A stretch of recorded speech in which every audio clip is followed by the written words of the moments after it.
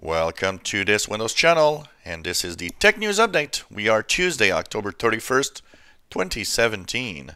And today, on this Halloween day, we have Microsoft Outlook.com premium services that kind of are disappearing. Anyone that wants to have premium services that, of course, removes ads in ads, personalized domains, is actually redirected to, well, we don't offer this anymore. And if you are a Outlook.com premium user, you will have renewable premium services, but for how long, we don't really know. And this, of course, probably has something to do with the fact that Outlook.com is slowly trying to integrate itself with Office 365, meaning, yes, there will be the free service for everybody still, but people with Office 365 will actually, at some point, become premium users of the Outlook.com. So this is interesting to see the direction that it's going to. Emails.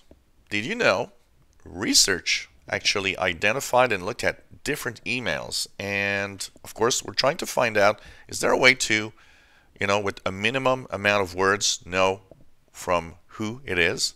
Well, Nottingham Trent University has a artificial intelligence code that can actually know who wrote the email, identify the person with a minimum of 2 words.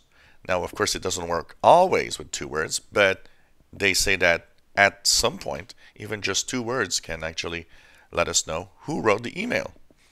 It seems that everybody has a unique way of building sentences, and that using that, it can pretty much identify who's writing. Kind of interesting. And talking about artificial intelligence, a research also being done with brain scans can actually find out, using AI, who will or who are the most affected by, maybe committing suicide, who will or who might be inclined to do so.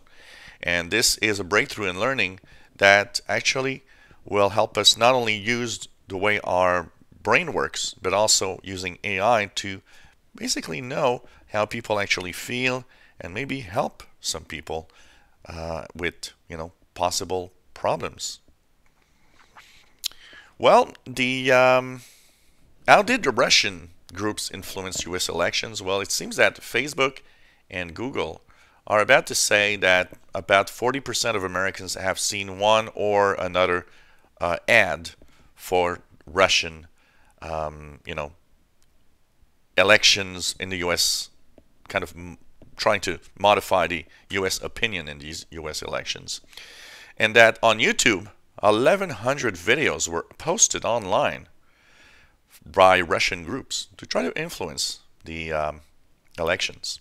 So it's kind of interesting to see the effort that was put in behind all of this. Did it really do something at the end? I think we'll not really know, really, but interesting to see.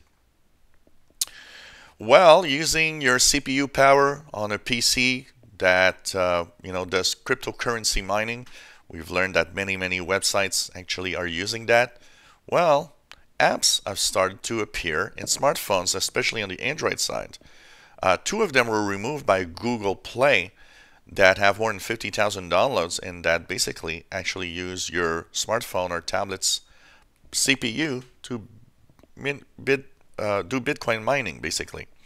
And what's happening with that is that basically what we've learned also with this is that there's approximately 500 million devices around the world that are actually at pretty much any time doing some Bitcoin mining for other people.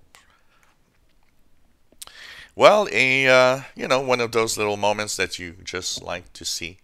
There's a Azure presentation that actually was going on this week that just didn't go very well.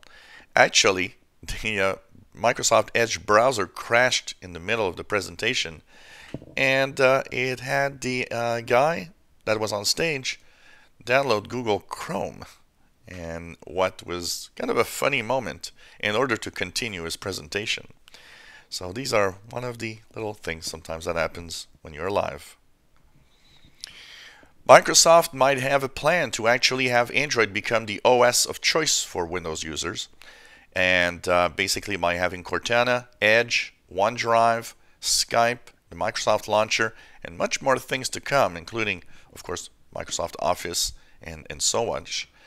Basically, Microsoft is basically using a strategy to kind of transform Android into a Windows feel-like device, kind of hinting that maybe there will never be another phone, and that, when you think that just Bill Gates even has gone to Android, kind of tells you a little bit of the situation here on the phones.